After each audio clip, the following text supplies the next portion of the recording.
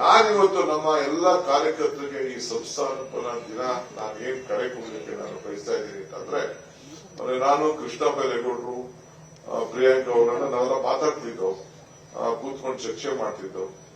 ಈಗ ನಾವು ಇದನ್ನ ಏನು ಈ ಗ್ಯಾರಂಟಿ ಏನಿದೆ, ಈಗ ಹೆಚ್ಚು ಕಮ್ಮಿ 100 ಕೋಟಿ ದಾಟಿಬಿಟ್ಟಿದೆ.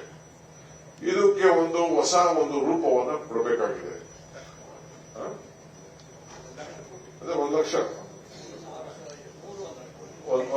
ಕೋಟಿ 1 ಲಕ್ಷ ಕೋಟಿ ದಾಟ್ಬಿಟ್ಟಿದೆ. ಇದಕ್ಕೊಂದು ಆಚರಣೆ, ಇವತ್ತು ನಾವು ಹೆಂಗೆ ಸಂಭ್ರಮ ಆಚರಣೆ ಮಾಡ್ತಾ ಇದ್ವಿ, ಇದಕ್ಕೂ ಕೂಡ ನಾವು ಸಂಭ್ರಮ ಆಚರಣೆ ಮಾಡಬೇಕು. ಸಂಭ್ರಮ ಎಲ್ಲಿ? ತಾಲೂಕಲ್ಲಿ ಮಾಡೋದಾಗ್ಲಿ, ಈ ಬೆಂಗಳೂರಲ್ಲಿ ಮಾಡೋದಲ್ಲ. ತಾಲೂಕು ಪ್ರತಿಯೊಂದು ಪಂಚಾಯಿತಿಯಲ್ಲೂ ನಮ್ಮ ಕಾರ್ಯಕರ್ತರು ಇದಕ್ಕೊಂದು ಹೊಸ ರೂಪವನ್ನು ಕೊಟ್ಟು ಸಮ್ಮೇಳನವನ್ನ ಮಾಡುವಂತ ಕೆಲಸಕ್ಕೆ ಇವತ್ತು ನಾವು ಸಜ್ಜಾಗಬೇಕು. ಇದರ ಜೊತೆಗೆ ಈಗ ನಿನ್ನೆ ತಾನೇ ನಮ್ಮ ವರ್ಕಿಂಗ್ ಕಮಿಟಿಲಿ ಒಂದು ದೊಡ್ಡ ಐತಿಹಾಸಿಕ ತೀರ್ಮಾನ ನಾವು ಮಾಡಿದ್ದೇವೆ. ಮಹಾತ್ಮ ಗಾಂಧೀಜಿಯವರ ಹೆಸರಲ್ಲಿ ಉದ್ಯೋಗ ಖಾತ್ರಿ ಯೋಜನೆ ಏತಕ್ಕೋಸ್ಕರ ತಂದ್ರು? ಯಾರಿಗೆ ಇವತ್ತು ಊಟ ಇಟ್ಕೊಂಡಿರಬಾರ್ದು, ಕೂಲಿಗಾರರು ಕೊಡಬೇಕು. ಯಾವ ರೀತಿ ತೀರ್ಮಾನ ಆಯ್ತು ಅಂದ್ರೆ, ನಮ್ಮ ಕಾಲದಲ್ಲಿ ಆಯ್ತಪ್ಪ, ನೀವು ಬೇರೆಯವ್ರ ಜಮೀನಿಗೆ ಹೋಗಿ ನೀನು ಕೂಲಿ ಮಾಡ್ಕೊಳಕ್ಕಾದ್ರೆ ನಿಮ್ಗೆ ಅವಮಾನ ಕಡಿಮೆ ಆಗ್ತದೆ. ನೀನು ಆಶ್ರಮ ಮನೆ ಕಟ್ಕೋತೀಯಾ, ನೀನು ಇಂಗು ಮಾಡ್ಕೊಳ್ತೀಯ, ನಿನ್ನ ಜಮೀನಲ್ಲೇ ನೀನು ಕೂಲಿ ಮಾಡ್ಕೊಳ್ತೀಯ, ನಿನ್ನ ಜಮೀನಲ್ಲೇ ವ್ಯವಸಾಯ ಮಾಡ್ಕೊಳ್ತೀಯ, ಅದಕ್ಕೂ ಕೂಡ ನಾನು ಕೂಲಿ ಕೊಡ್ತೀನಿ ಅಂತ ಹೇಳಿ ಇವತ್ತು ತೀರ್ಮಾನ ಮಾಡಿ, ಇವತ್ತು ಒಂದು ಐತಿಹಾಸಿಕ ತೀರ್ಮಾನವನ್ನ ನಮ್ಮ ಸೋನಿಯಾ ಗಾಂಧಿ ಅವರ ಮುಖಂಡತ್ವದಲ್ಲಿ ಮನಮೋಹನ್ ಸಿಂಗ್ ಸರ್ಕಾರ, UPA ಸರ್ಕಾರ ಇದಕ್ಕೆ ಮಾಡಿತು. ಈಗ ಅದನ್ನ ಏನ್ ಮಾಡ್ತಾರೆ, 90% ಕೇಂದ್ರ ಸರ್ಕಾರ, 10% ಕೊಡೋದಿತ್ತು. ಕೆಲವು ಯಾವ್ದಾದ್ರು ಒಂದು ಪದಾರ್ಥಗಳಿಗೆ, ಸಿಮೆಂಟ್ಗೆ, ಕಬ್ಬಣಕ್ಕೆ 75-25 ಇತ್ತು. ಈಗ 60-40 ಸ್ಕೀಮ್ ಮಾಡಿದ್ದಾರೆ. ಆಮೇಲೆ 150 ದಿನ ಬರಗಾಲದಲ್ಲಿತ್ತು, ಬರೀ 1 ವರ್ಷ ಮಾತ್ರ ಬರಗಾಲಕ್ಕೆ ಕೊಟ್ಟರು. ಅದಾದ್ಮೇಲೆ ಎಲ್ಲೂ ಕೊಟ್ಟಿಲ್ಲ. ನಮ್ಮ ರಾಜ್ಯದಲ್ಲಿ ಬರಗಾಲ ಕೋವಿಡ್ ಸಂದರ್ಭದಲ್ಲೂ ಕೊಟ್ಟಿಲ್ಲ, 150 ದಿನ ಕೊಡಕ್ ಹೋಗಿಲ್ಲ. ನಾವೆಲ್ಲ ಅದನ್ನೆಲ್ಲ ಬೇಡಿಕೆಯನ್ನು ನಾವೆಲ್ಲ ಇಟ್ಟಿದ್ದು.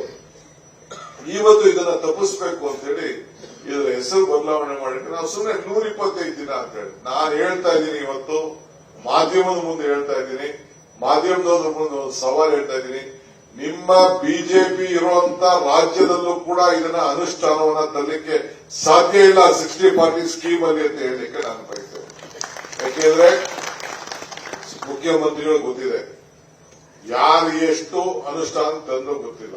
ನನ್ನ ತಾಲೂಕಲ್ಲಿ, ನನ್ನ ಕ್ಷೇತ್ರದಲ್ಲಿ, ಇಡೀ ದೇಶದಲ್ಲಿ, once again I am repeating, the entire country of this country, Narega has been implemented in Kanakpura constituency.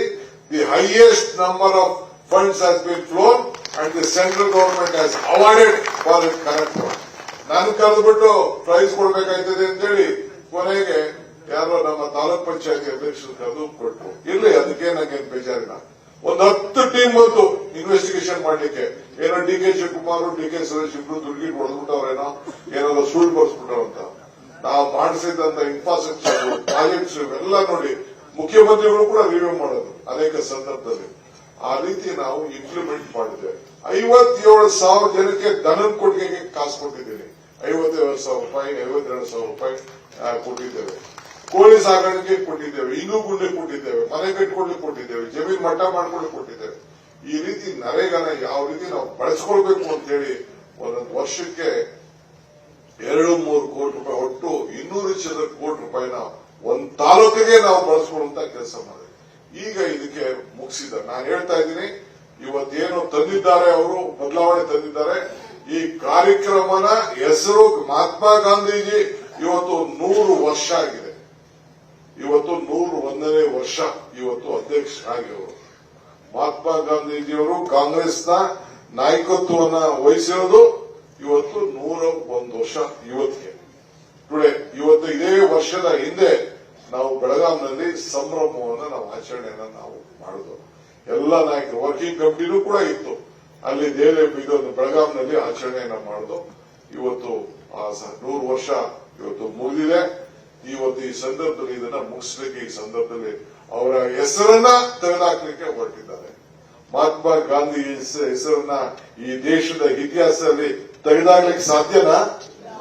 It is impossible. Mahatma ಗಾಂಧೀಜಿಯವರ ಹೆಸರನ್ನ ತೆಗೆದಾಕ್ಲಿಕ್ಕೆ ಸಾಧ್ಯವೇ ಇಲ್ಲ. ಅವರ ಪಕ್ಷ ಅಧಿಕಾರ ಯಾರು ಪರ್ಮನೆಂಟ್ ಆಗಿರ್ಲಿಕ್ಕೆ ಸಾಧ್ಯ ಇಲ್ಲ. ಅವ್ರ ಪಕ್ಷ ಈಗ ಎಷ್ಟು ದಿನ ಇರ್ತದೆ?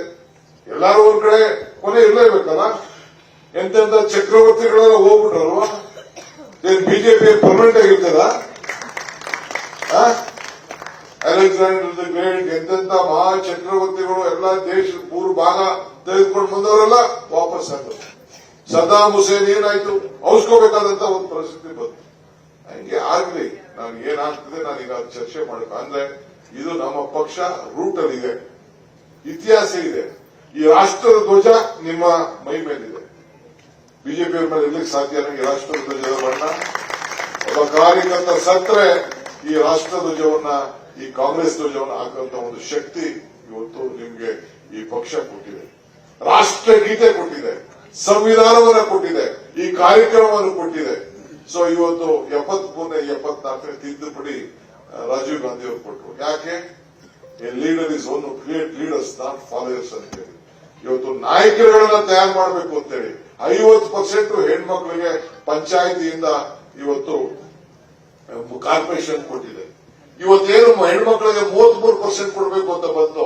ಇಡೀ ಸೋನಿಯಾ ಗಾಂಧಿ ಒಮ್ಮೂಡಿ ರೆಸಲ್ಯೂಷನ್ ಇದೆ ರಾಜ್ಯಸಭಾ, ಇದು ಬಿಜೆಪಿ. ಈಗ ಅದನ್ನ ಕಾನೂನಾಗಿ ಬಂದಿದೆ, ಮುಂದಕ್ಕೆ ಅದು ಕಾನೂನಾಗಿ ಬರ್ತದೆ. ಹೆಣ್ಮಕ್ಳನ್ನ ನಾವು ತಯಾರು ಮಾಡಬೇಕು, ನಾಯಕರಾಗಿ ಬೆಳೆಸಬೇಕು. ಇದನ್ನ ಜಾಸ್ತಿ ದಿನ ನಿಲ್ಲಿಸ್ಕೊಳ್ಳಿಕ್ಕೆ ಸಾಧ್ಯ ಇಲ್ಲ. ಇದು ನೆಕ್ಸ್ಟ್ ಪಾರ್ಲಿಮೆಂಟ್ಗೂ ಅಸೆಂಬ್ಲಿಗೂ ಇಂಪ್ಲಿಮೆಂಟ್ ಆಗ್ತದೆ ಅನ್ನೋದು ನನಗೆ ಭರವಸೆಯನ್ನ ಕಾಣ್ತಾ ಇದೆ. ಸೊ ಹಂಗೆ ಇವತ್ತು ನಮ್ಮ ಪಕ್ಷದಲ್ಲಿ ಒಂದು ದೊಡ್ಡ ಇತಿಹಾಸ ಇದೆ. ಈಗ ನಾನು ಕೂಡ ಈ ಗಾಂಧೀಜಿದು 100 ವರ್ಷ ಒಂದು ನಂದು ಏನವರು ಹಿಂದೆ ಪುಸ್ತಕ ಬರೆದಿದ್ದ ಯಾವ ರೀತಿ ನಡೆಸಿದ್ರು ಎಸಿಸಿಯನ್ನ, ಅದನ್ನ ಒಂದು ದಾಖಲೆ ಎಲ್ಲ ಹುಡುಕ್ದೆ ನಾನು. ಅದಕ್ಕೆ ಇಂಗ್ಲಿಷ್ ಅಲ್ಲಿ ಮಾಡಿಕೊಟ್ಟಿದ್ದೆ. ಕನ್ನಡಕ್ಕೆ ಒಂದು ಅನುವಾದ ಮಾಡಿ ಅದ್ರ ಬಗ್ಗೆ, ಆಮೇಲೆ ನಾವೇನು ಬೆಳಗಾಮಲ್ಲಿ ಕಾರ್ಯಕ್ರಮ ಮಾಡಿದೋ ಅದನ್ನೆಲ್ಲ ಇಟ್ಟು ಒಂದು ಗಾಂಧಿ ಭಾರತ ಅಂತ ಹೇಳಿ ಒಂದು ಪುಸ್ತಕ ಕೂಡ ನಾನು ಈಗಾಗಲೇ ಅದಕ್ಕೆ ತಯಾರು ಮಾಡಿ ರೂಪಿಸಿದ್ದೇನೆ. ಮಲ್ಲಿಕಾರ್ಜುನ್ ಖರ್ಗೆ ಸಾಹೇಬ್ರನ್ನು ಕೇಳಿ ಒಂದು ಟೈಮ್ ಕೇಳಿದ್ದೀನಿ. ಯಾಕೆಂದ್ರೆ ಅವರು ಎಸಿಸಿ ಅಧ್ಯಕ್ಷರು, ಅವ್ರ ಕೇಳಿ ಇದನ್ನ ಬಿಡುಗಡೆ ಮಾಡಿಸಬೇಕು ಅಂತ ಹೇಳಿ ದಿನಾಂಕವನ್ನ ನಿಗದಿ ಮಾಡಿ ಇದೇ ನಮ್ಮ ಭಾರತ್ ಜೋಡೋ ಭವನದಲ್ಲಿ ಅದನ್ನ ಸದ್ಯದಲ್ಲೇ ಒಂದು ಟೈಮ್ ಮಾಡಿದ್ವಿ. ಈಗಾಗಲೇ ಇದರ ಗಾಂಧೀಜಿಯವರ ನೆನಪಿನಲ್ಲಿ 100 ವರ್ಷದ ಇತಿಹಾಸದ ನೆನಪಿನಲ್ಲಿ 100 ಕಾಂಗ್ರೆಸ್ ಕಚೇರಿನ ಕಟ್ಟಬೇಕು ಅಂತೇಳಿ ಈಗಾಗಲೇ ತೀರ್ಮಾನ ಮಾಡಿದ್ದೇವೆ. ಈಗಾಗಲೇ 70 ಕಾಂಗ್ರೆಸ್ ಕಚೇರಿಗಳು ರೆಡಿ ಇದೆ. ಅದಕ್ಕೆಲ್ಲ ಈಗ ಒಂದು ಲಿಸ್ಟ್ ಕೂಡ ಕೊಟ್ಟೆ, ಇನ್ನು ಕೆಲವೆಲ್ಲ ಉಳ್ಕೊಂಡಿದೆ. ಆದಷ್ಟು ಜಲ್ದಿ ನೆಕ್ಸ್ಟ್ ಕ್ಯಾಬಿನೆಟ್ ತಂದು 100 ಬಿಲ್ಡಿಂಗ್ಗೆ ಬೆಂಗಳೂರು ನಗರದಲ್ಲೂ ಕೂಡ ಒಂದು ಒಳ್ಳೆ ಆಫೀಸ್, 2 ಆಫೀಸ್, ಒಂದು ರಾಮಲಿಂಗಾರೆಡ್ಡಿ ಜವಾಬ್ದಾರಿ ತೆಗೆದುಕೊಂಡಿದ್ದಾರೆ, ನಾವು ಜವಾಬ್ದಾರಿ ತೆಗೆದುಕೊಂಡಿದ್ದೇವೆ. ಒಂದು ದೊಡ್ಡ 2 ಕಟ್ಟಡ, ಒಂದು ಡಿಸ್ಟಿಕ್ ಕಟ್ಟಡ, ಒಂದು ಸ್ಟೇಟ್ ಕಟ್ಟಡ. ಇದನ್ನ ಕಟ್ಟಲಿಕ್ಕೆ ಇನ್ನೊಂದು ಬೇರೆ ಕಟ್ಟಡ ಕಟ್ಟಲಿಕ್ಕೆ ಮಾಡಿದ್ದೇವೆ. ಎಲ್ಲಾ ತಾಲೂಕುಗಳು ಕೂಡ ಇದಕ್ಕೊಂದು ರೂಪವನ್ನು ಮಾಡುವಂತ ಕೆಲಸ.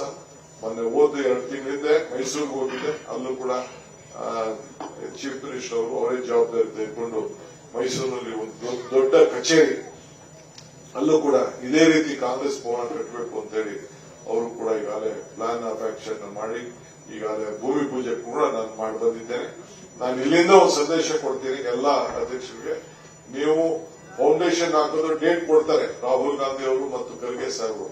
ಅದಕ್ಕೆ ನೀವು ಕಾಯಕ್ ಹೋಗ್ಬಿಡಿ. ಒಂದೇ ದಿನ ಇಲ್ಲಿಂದನೇ ಬೆಂಗಳೂರಿನಿಂದನೇ ಅದಕ್ಕೆ ವರ್ಚುವಲ್ ಅಲ್ಲಿ ಫೌಂಡೇಶನ್ ಹಾಕುವಂತ ಕೆಲಸ ನಾವು ಮಾಡ್ತೇವೆ ಬೆಂಗಳೂರು ಬಂದು.